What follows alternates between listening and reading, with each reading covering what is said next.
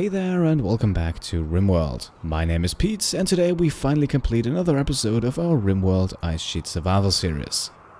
I already mentioned this in the latest NBA 2K18 episode. These past few days I have been pretty busy with my master thesis. That is also the reason why you had to wait a while for this episode. But now the thesis is complete, we're back out on the ice sheet, and so let's play some Rimworld.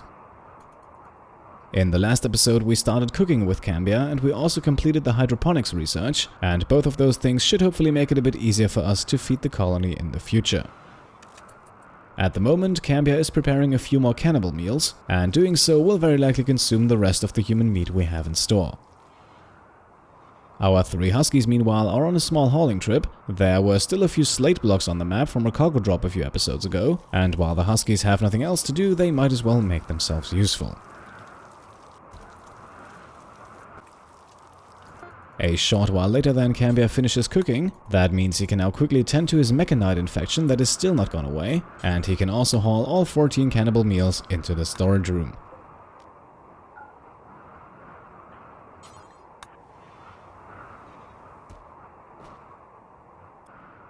Then it's time to head off to bed, but the nightly rest is disturbed pretty quickly, as a large pack of man-hunting wargs arrives on the ice sheet. Now, the Wargs are definitely not to be underestimated, especially not in those numbers. In terms of their damage output, they are definitely a tier above wolves and huskies, so we are doing the sensible thing here. We close the door to keep the beasts outside.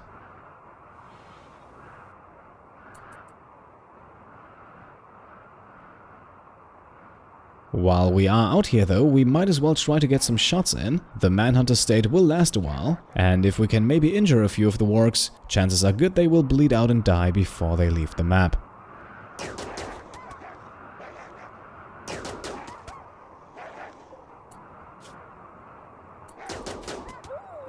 And lovely, that is already the first walk down. In the end, as dangerous as they are, they don't really stand a chance to a charge rifle. Now, however, I think it's time to call the retreat. We will get into safety behind the door and hopefully lock them out outside. As expected, the wargs now begin bashing on the door for a few seconds. Cambiar, however, seems to be a bit more focused on getting in a meal instead of starting the repairs, and with the bulk of the group approaching, I now had to manually prioritize that. It turns out though that I was a bit too late, as the wargs are breaking down the door faster than Cambiar can repair it.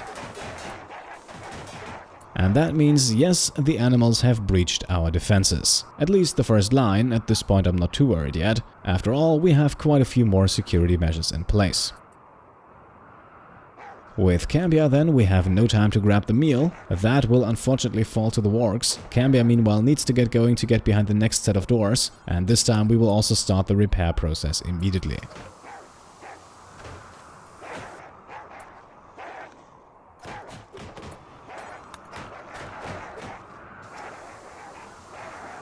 Once the situation has cooled off a bit and the wargs are safely trapped outside, we can not only get Cambiar a well-deserved meal but also make sure the Huskies stay inside of the base. Especially since one of them is once again pregnant, I don't want to lose them at this point. After Cambiar has done a bit of patching up, we will also make sure to forbid both of the doors, just to make absolutely sure that no one accidentally wanders outside. With the doors closed off, we can then start the first building project of the episode. This one was actually suggested in the comments of the last one. It was a very popular idea and I agree with it as well. So what we're doing at this point is we're putting sandbags between our deadfall traps.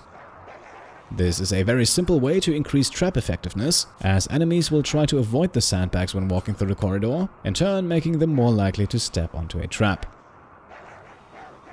It does cost us a healthy amount of steel here, 6 per sandbag, but we have more than enough at this point, so it shouldn't be a problem.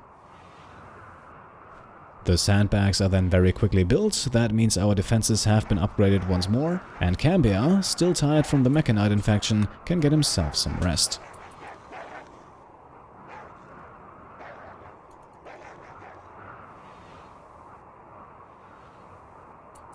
The next morning then arrives quickly, and I think it's time for some action.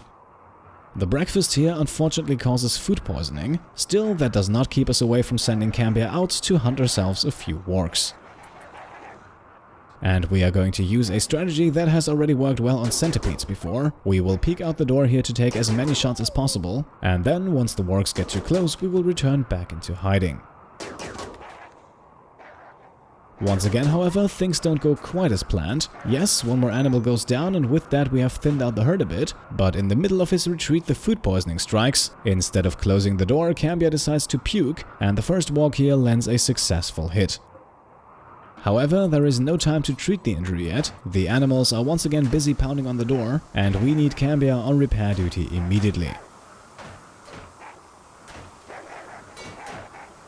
Once again, it is then a close call. At one point the door was only down to 12% of its hit points, and only a few more hits would have broken it down. Luckily though, the wargs lost interest before that happened, and so Cambiar can now take his time with the repairs, and then he also gets a chance to patch up his wound. As you can see here, the warg bite luckily only landed on Cambiar's ear, and so neither his movement nor his manipulation are worsened by the injury. And since that is the case, I think it's also time to get our revenge now. I will try to be a bit more careful, as even with the injury, Cambiar heads out one more time.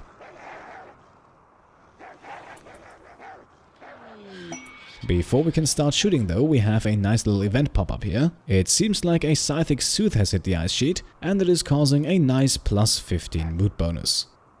That completely offsets Cambiar's sicknesses and injuries, and let's take that as a good sign. We will wait for a moment here until the wargs have gained a bit of distance. We can also see the injuries we have already inflicted have taken their toll, and so let's see if we can't do a bit more damage. By the way, if you're now asking yourselves why I'm doing all of this, hunting down the wargs is of course done primarily for food. As you know, we still have 3 Huskies to sustain, their Pemmican reserves are getting lower and lower, and even if they still have a few simple meals, a bit of extra meat can never hurt.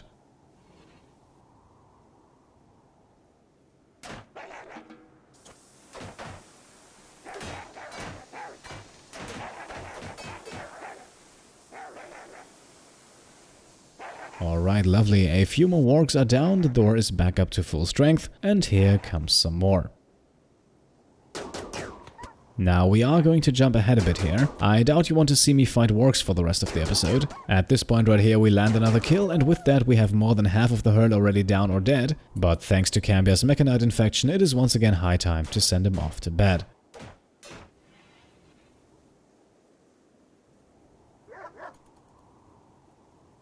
A few hours later then he is fully rested again and has also eaten something, and no surprises, we start the hunting spree again. Overnight the situation has become a lot less dangerous though. There is only one single warg left who has full health, so let's take care of that one first. Technically the manhunter state has also worn off by now, but with Cambiar's relatively low animal handling skill I'm not going to attempt to tame a warg. That is very likely to fail even with a high skill, and the Huskies are already more than well suited as hauling animals as they are.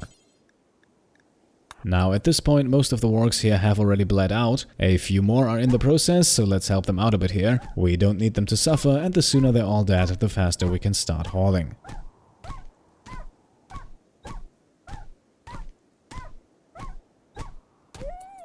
Alright, that is one down, let's move on to the next one.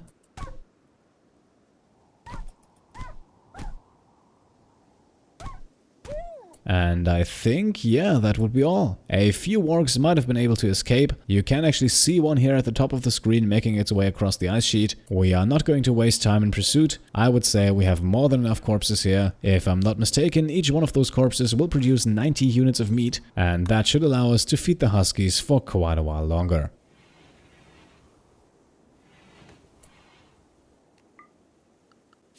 With the manhunting threat over now, there is one very important thing we need to take care of at this point. Of course, we need to get our front door up and running again. Since it is still the only way into the base, it gives us a very nice strategic advantage, and it would be stupid not to make use of that.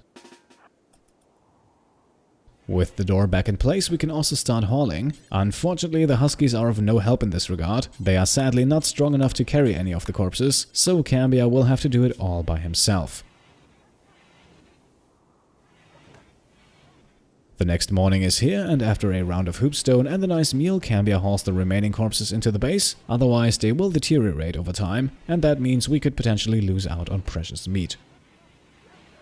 Storing away all 11 corpses takes a while, and Cambiar also spends a few moments doing cleanup in the base, and combine that with his still ongoing mechanoid infection, and it comes to no one's surprise that we once again see him in bed right here. However, after waking up again, it is now finally time to do what the title of the episode already suggested. We are going to mine away a bit of the mountain here, because in just a moment we are going to build some hydroponics. Then the first thing we need to make sure our plants grow fast and steady, that is a sun lamp. This right here is also the main reason why I'm not the biggest fan of hydroponics, because the sun lamp alone consumes a whopping 2,900 watts of electricity. Still, if you decide to grow plants inside underneath a roof, it is absolutely necessary to have one, and with the geothermal generator we produce more than enough electricity already, so we can afford to build one.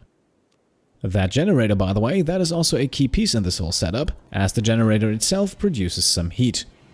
At the moment that heat mostly dissipates into the air around it, but if we actually build a closed-off room here with parts of the heater inside, that room will be able to store some of the heat. It will not be a huge amount, especially since the room is quite sizable, but at least during the summer it should keep the room warm enough for plants to grow. That temperature requirement of at least 10 degrees Celsius, that is also the main reason we're not building the whole setup underneath the mountain, as a hydroponics setup inside of a mountain base will be a constant infestation threat. However, since infestations can only appear underneath the mountain, we are safe with the setup that we're building right here. One more very important thing here, we want to make absolutely sure that the sun lamp and the hydroponics basins are directly connected to the geothermal generator. That way they will not rely on any conduits, switches or batteries, because all of those things could break under certain circumstances, and a hydroponics basin without electricity is a bad thing. Plants in the basin will die within the matter of just a few moments, which could potentially ruin an entire harvest if you're not quick enough. If the hydroponics work as intended, however, they can produce food very quickly. Certain types of plants reach growth speeds of 230% in the hydroponics basin, so especially plants that already have very short growth periods make a lot of sense for the hydroponics. One last thing regarding the energy consumption, each hydroponics basin requires a further 70 watts of electricity. That is certainly not a huge amount individually, but it does add up quickly, in our case with 7 basins almost up to 500 watts. Now everything is built, the hydroponics setup is up and running, and we are ready to sow our first seeds. Having a look at Cambiar's skills, we see a growing skill of only 1, which means we are fairly limited in our choice of plants. At the moment we can only choose between cotton, potatoes and rice. And rice is the obvious choice in this case. Cotton can of course not be eaten, and potatoes don't really benefit much from hydroponics. Rice, on the other hand, is one of those plants that grows more than twice as fast in hydroponics. On top of that, it is the plant with the shortest growth period in the game already. So with rice as our choice here, we will be able to collect our first harvest very soon.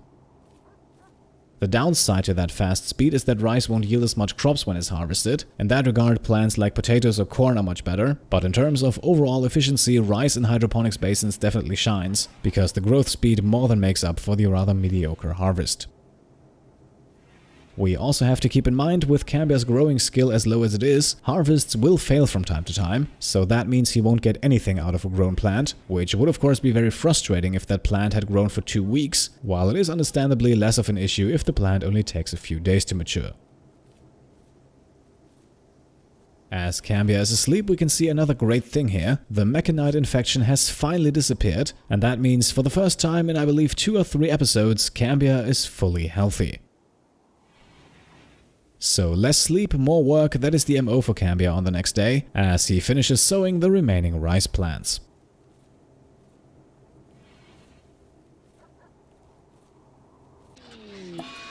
Shortly after that, then a psychic drone starts to annoy us. We had a psychic soothe before for plus 15 mood. The drone now has the opposite effect and lowers Cambiar's mood by 15 points. Still, for the time being, he is content and we have nothing to worry about.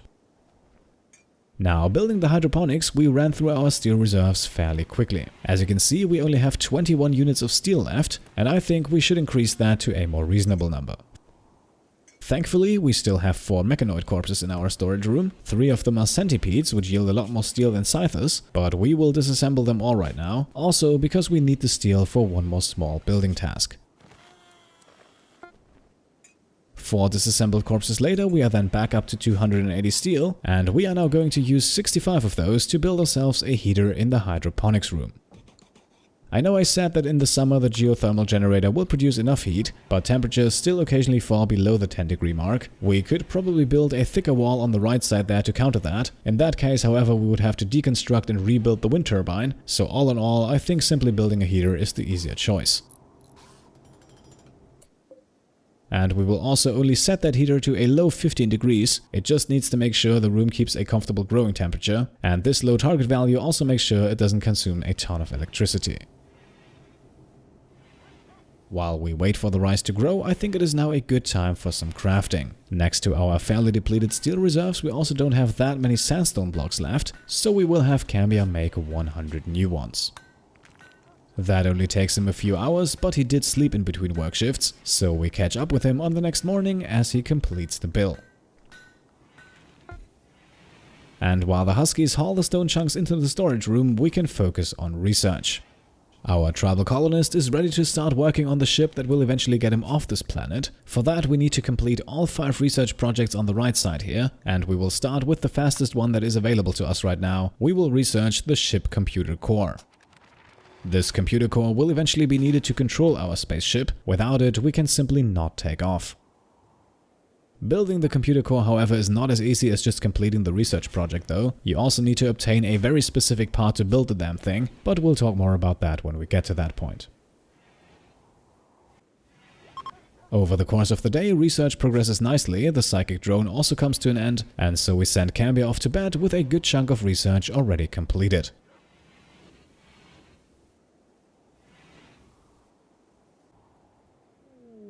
Just before Cambiar wakes up on the next morning, then a caravan approaches. Unfortunately though, they are only a tribal combat supplier. Most of the time those do not really have anything of value at this point in the game, but of course we will still see what they have available. Cambiar spends a few more hours in front of the research bench and then the caravan arrives at the base, so let's see if we can sell or buy anything here. While Cambiar then makes his way over to the merchant, we actually have another event pop up, as for some bizarre reason a large herd of dromedaries is passing across the ice sheet. Well, I think it's safe to say they've gotten lost a bit, still we will probably not engage with them in any way. Back to the merchant, and yes indeed there is not much we can do here. The good quality power armor helmet here at the bottom looks intriguing, but at this point we don't have enough cash to buy that. So we won't make any trades here, and instead we can send Cambiar over to the hydroponics room to make his first harvest. Before he arrives though, we have another herd migration. This time it's a herd of deer who will pass across the ice sheet alongside the dromedaries. Cambiar meanwhile is in fact harvesting his first rice out on the ice sheet, a historic moment and definitely one that will make life a lot easier for him.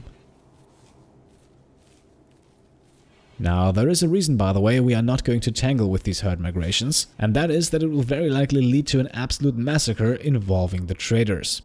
And while I definitely don't shy away from violence in this playthrough, this is still something I would like to avoid, because every dead trader will result in a loss of relationship with the faction they are from. So it is absolutely possible that an angry herd of dromedaries could lead to a war with this faction, and since out here we are facing more than enough challenges already, I think you can understand why that is something I would like to avoid. Cambiar meanwhile has indeed successfully finished his first rice harvest. He is already sowing new seeds for the next round, and you can once again see here how fast the rice grows in the hydroponics basins, so even though the amount we harvested isn't huge, we will be back for more in just a few days. And as Cambiar heads off to bed here, we can see the numbers on the left, just over 150 units of rice. That is definitely a very solid amount. Rice alone, however, won't feed the Huskies. Luckily though, we have 11 dead Wargs in our storage room. Now, to get us started on the next day, we will only butcher 2 of them, because with the rice and the Warg meat we are going to make Pemmican, and for that we need an even amount of meat and plant matter. And conveniently enough, the 2 corpses alone already provide us with more than 150 meat, so combined with the 150 units of rice, we will be able to make a ton of Pemmican. The cooking procedure has to wait for a short moment though. First of all, we want to completely replant all the rice plants, just so they can start growing in the background while Cambiar focuses on other things. A short while later, the hydroponics basins are filled again, and while Cambiar spends a few moments meditating, we have the first crashed escape pod of the episode. Inside, a female refugee named Kimmy, a very capable doctor, also not too bad with animals and with a gun, but sadly incapable of both mining and hauling, and especially that last one is unfortunately a deal breaker for me. So as many men and women before her, Kimmy will also not join the colony. Instead, we will simply leave her out there to let the ice sheet take care of things. Back inside of the base then, Cambiar has fired up the stove. He has a fairly sizable task ahead of him, cooking up 480 units of pemmican. That will be 30 batches of 16 units each. Unsurprisingly, that takes him a while, long enough to see a small miracle with Kimmy here, who despite her injuries apparently managed to recover, and who is now bleeding but walking off the ice sheet. And yes indeed, she survives to live another day. Kimmy makes it off the ice sheet more or less in one piece, and who knows, maybe we'll see her again in the future. We now jump ahead to the next morning. Cambiar is still busy cooking, and despite Kimmy not joining us, the colony grows. Our female husky Ruby gives birth to 2 more husky puppies, bringing the total husky population back up to 5.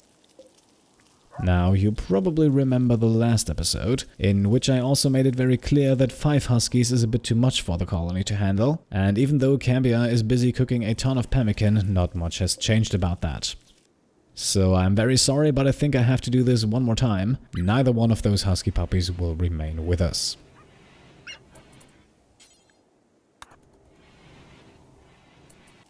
Both husky corpses are now safely stored away. Cambiar is still busy cooking, and it takes him over 10 more hours to finally finish his job at the stove. In the late evening then, it is finally time. Cambiar serves up the final batch of pemmican. He will now haul all of that back up to the husky stables, and like I said, the huskies will now have almost 500 units of pemmican to chew through, while an exhausted Cambiar falls off to sleep. The next day then continues with more research, but only until the late afternoon. At that point, our hydroponics farm is once again ready to be harvested. So we just barely finished cooking up all the rice, and now another batch is coming in, which goes to show you how immensely useful hydroponics can be, provided of course they are running smoothly. And with Cambiar harvesting and then later replanting some rice, I think this is the perfect time to make the cut in today's episode. Needless to say, we have made a big step forward out on the ice sheet. Our hydroponics are up and running, the food problem is once again solved for the time being, our defenses have also been slightly upgraded, and we are also already working on the next research project. At this point, I also want to give a shout out and say thank you to all the new patrons who have joined since the last time we did this. So thank you to Alistair Hurst, Justin Gwynn, Benjamin Buchsbaum, Marcin Zolotar, Carsten Schwarz, Colonel Gorg, Karen Lee, and Gavin Ross. I hope I pronounced all of you guys correctly, but above all, thank you all so much for your support. And with that, we wrap things up out on the ice sheet. As always, if you liked the episode, I would be happy if you could leave a thumbs up. And if you want to support the channel and help us grow, then feel free to either subscribe if you haven't already, or support the Pete Complete Patreon. Thank you all for watching, and I'll see you next time. Cheers.